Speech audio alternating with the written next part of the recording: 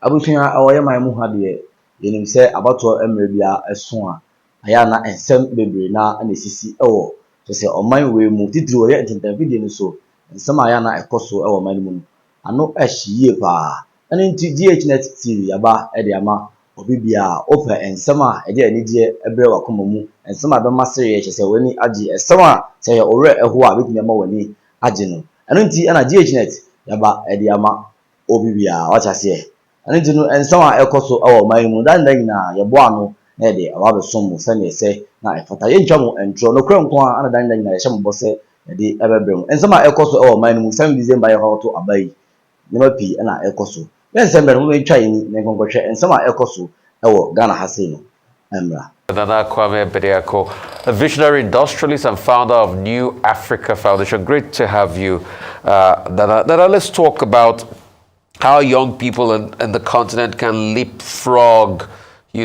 Africa into that path of development, which is what we need. We want to reinvent Africa because Mama Africa is blessed. Thank you very much. I think first of all, what we need to do is to get rid of the biggest disease in Africa, which is fear. The youth are growing up with fear. Okay, people are having education and spending 21 years of their life only to realize after that there are no jobs, there are no vacancies. And this fear is eradicating their hope. I think hope is a very strong thing that Africans need. The youth are not underlined or probably being undermined with their own capacity based on the ability that they have. Now, Africans don't have any sort of platforms like industrialization. Our economy is based on foreign influence, and that is robbing the future of our children. Now that we have the biggest population, the youthful population in Africa, this is a source of labor force, and Africans need to take advantage of this moment. I could see the future. It's a vision that I could see ahead of me, that Africa can be changed if we build these platforms and make sure these platforms take away the fear of our own youth so they can grow up to see. But how do we do it? If I were to teleport you in time, I am sure that Osagyefo Kwame Nkrumah was just saying this in 63 when OAU started. But since then till now, nothing has been done. Concrete steps. How can we do this? Well, Osagyefo was saying this in his youthful days. That's what we keep forgetting, okay? The mind works better, smarter, and more active between your 20s and your 45. By the time you're 50, you're heading towards your accrements, what you have done in life. And that's what the machine is. You want to talk about your past, your future. It's no more talked about. Your past is what you talk about. Now, all of a sudden, African leaders have become 70 years old and 80 years old. Okay, I don't have a problem with old people. I think they're very wise to advise. But I don't expect people who have outlived their future to build our future. Africans need to give the youth the chance to build the future. The likes of Bill Gates, the likes of Zuckerberg, all of these people started their projects in their 30s and in their 40s, and we need to force to push our people there. We need African products to be in the Western world, just like how our music is taking over the world now. That's how our leaders should act. That's how we should let the youth go through. I think that we're being restricted, and I like the fact that you asked this question about the youth, because this is giving me the right platform to speak for the youth. Africans are restricting the youth to go past their potential. We need to give our youth that chance, and we need to build the platforms to support them. All right, thank you very much. And I see the passion. You're a visionary industrialist. 2 questions I have for you. The first question is, talking about the youth, from your perspective, do you think Africa should give the youth the platform and the choice, or the youth should take it? So, which would you stand for? Which would you advocate? Because it's been said, give us a chance, give us a chance. At what point do the youth take the chance rather than waiting for it to be handed to them? And then the second question would be that you talk about being able to create wealth. Young people creating wealth. You created wealth at a very young age. You're in your 40s, and you are a property mogul, not just in Ghana but in other parts of the world. So share with us, against all odds, being able to be successful as an entrepreneur under this climate, against all odds, and the power that has given you with your voice. Sure, thank you very much. I mean, first of all, to answer your first one, power is taken. It's not given.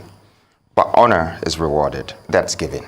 So somehow, we need to take some things and we need to be given some things. I mean that the older generation of Africa can open the doors in certain areas by giving us the chance, okay? And the younger generation, we have the strength and we need to take power.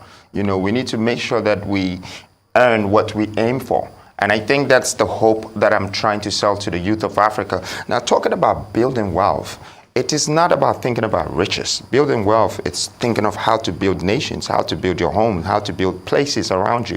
When you look at the way we were raised by our fathers, our mothers, and the people that, you know, we grew up with in the home, there are rules, regulations, who is responsible for the food, paying the fees, this and that and that. But yet, when we come out of these spaces, we're not able to do so because some of us are coming out of our parents' homes at the age of 30 years old. Some of us are getting our first jobs at the age of 25. That is too late. I want people to understand that building wealth is based on respecting time. And time is the only source that we have between life and death. So if your time beats you, and you're not able to do certain things, build wealth at a certain age and start pushing to understand how to maintain and manage and then invest and develop, and then you're being robbed of your own opportunities in life. Your voice, you building wealth. That was the second part of the other part of the question. You building wealth, the importance of that, and how has that amplified your voice on the continent? I think I had to choose a different way to do that. And it's kind of provoking, you know, when you're in Africa and you build wealth, you don't expect to be praised. You rather expect to be hated. People ask you questions. You know, they didn't ask you questions when you started your journey. When you arrive at your destiny, everyone has questions for you. So I use the provocative way to influence the youth and enforce that power of them getting their own. You know, I thought that that was the only way I could speak to them. You know, somehow, some way they accepted it. Some people were curious. Some people wanted to know more, like, how did you get here? How did you do this? How did you do it? And it was the best way for me to speak to them rather than preaching to them how to invest and how to develop. Today, my voice on the continent is not to say I'm successful or I'm wealthy.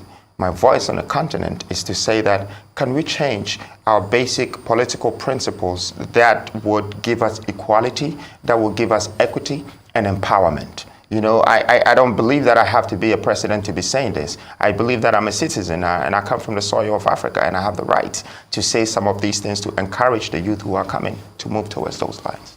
Okay, a quick comment on what you were saying about youth and the older generation. I think what Africa probably needs is a mix. The energy of the youth, the resourcefulness of young people, and the wisdom of old people. Because we have seen many young people also in leadership positions who messed up.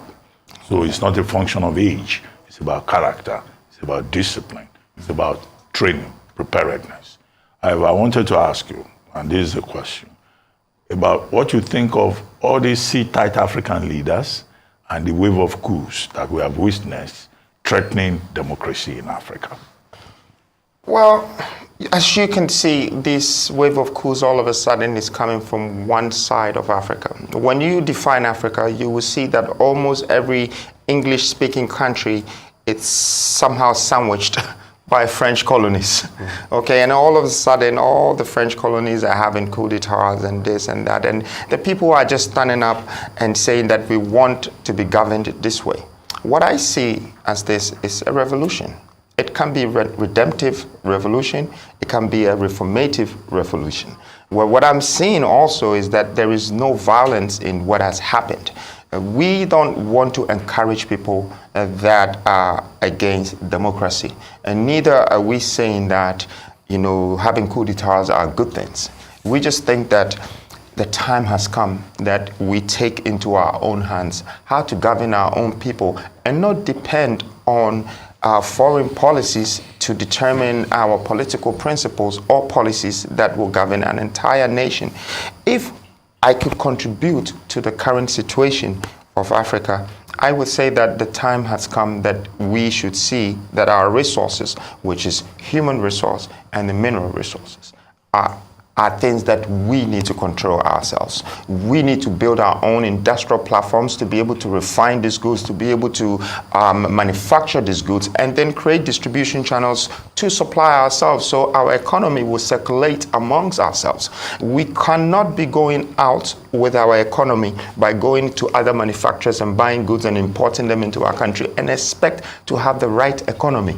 That's destruction of economy. Now, to change that, this is the exact way to use, to maintain, to sustain that by building these platforms that would actually manufacture or refine our own internal resources. This will give jobs to the youth. This would give the chances to the older men that you're saying to have control, to make sure that whatever that Africans have been given is explored in the right way. And they say tight leaders who keep changing the constitution and the goalposts. Kagame, Paul Biya, and all the other leaders in Equatorial Guinea, Uganda, Yoweri Museveni, and even in Eritrea, What do you think? Do you think that they pose a threat to the democratic project? Well, first of all, I don't look at the leaders as much as I look at the nation, okay? The nation makes the government. The government doesn't make the people. So if some of these leaders have built the right economy for their country, for the citizens to be sustainable, then I don't see why we should complain about their governance. And if democracy is suitable for their country, and the people are living well, there are no wars, they're peaceful, and they're surviving, then why are we complaining? Because I feel like most foreign policies are actually commanding and instructing us as how we have to govern our countries. Maybe we should look more into our local policies. I don't have problem with these leaders. I think that we should make sure that even when they choose to just remain in office for life? No, I didn't say that, and I'm not here to tell somebody to remain in office for life or to stay in office for 4 years. Either of them might not be good for me. I mean, when it comes to my opinion, because I don't also think that people can use 4 years to build a country when they spend 2 years of that by campaigning and 2 years of that trying to build a country. So it's Africans that we need to be decisive. Okay, let's stop making choices and let's be decisive. Decision is the best thing in this world. It will come with the choices later. But at the moment, we're depending on so many ties, international this. Yes, we can have international commercial relationships. Okay, not foreign policies and influences that comes and deregulate our country. We should have relationships, and it should be commercial. It should be industrial. It's powerful that way. Americans are doing that. Asians are doing that. Everybody who is successful in this world is doing so. So what would you rather for Africa? An active, benevolent dictator, if there's anything like that, or it's just a jargon from my mouth? Or democracy that respects the rule of law? I think Africans should combine the two. Combine democracy. Benevolent dictators and democracy? No, they should combine the two as democracy and whatever dictatorship? No, whatever monarchy system that has been governing us traditionally. Okay, so we looking at most successful countries in this world. I'll pick one, England. Okay, they have a prime minister and they have a king. Okay, you're looking at Japan, it's the same. You're looking at Dubai or one of these Emiratis. They all have sheikhs, and I call these benevolent dictators. They could be like chiefs, they could be whatever. But Africa has completely neglected our culture, our tradition, and we've become westernized, democratized, and over-politicized. So you think democracy is not an African thing? I am not saying so. I am saying that we need to combine it with the right element for us to have the right effect and the right support for humanity. That's what we need to do. We just can't stay here based on the foreign policies and say that we're fully democratized. So how do we govern ourselves if one man is the lord of the manor? Take, for instance, if it has to be one king that'll have to rule over a lot of people, and you also have another government on the side of it, like you iterated with the Emiratis and the likes. So how do we effectively govern ourselves owing to the fact that those structures have changed over the years? Take, for instance, in your country, it's no longer about the Asante Hene and the likes. It's not about the Ashanti King any longer. You have a government that is voted in after many years. So the structures have been changed over the years. So how do you govern? The structures that have been changed are the same structures that we need to rectify and correct. Life is about growing only when you see your mistakes and you correct them. Okay? The past was better than the present. And we don't know how worse the future can be. But if we start to change the structures now, that becomes much more suitable for humanity in this sector of the world. We're already sitting on resources. And of course, we can feed 60% of this world with our resources. It's just that we're not in control of our resources. It means we have lost the direction of plot along the way. Maybe if we go back to history and then look back in the 11th century, the 10th century, and the 9th century, Africans were doing great stuff. And a lot of it was based on monarchism. Okay, a lot of these things has already happened. It's not like we haven't had a history. So Africa should go back to monarchy? Well, we still have it, but we should combine so it. saying that in most African countries, the monarchy system is largely ceremonial, as we have it in England. England, in the United Kingdom, the monarchy doesn't have a say in government. It's just ceremonial. Yeah, so it's a constitutional monarchy, though. but they don't have. It's a parliament. They don't have. It's largely ceremonial in terms of governance when it comes to governance. But we can't have you here and not talk about the Ghanaian debt crisis and your take on this, especially coming from that country. Is a problem of leadership, because we've talked largely on leadership and how the youths ought to come in terms of being active players in governance and leadership in Africa, on the African continent. What lessons can the continent learn from the unfortunate, incident in Ghana, and where do you go from here in terms of restoring the economy of Ghana? So I wouldn't say just Ghana.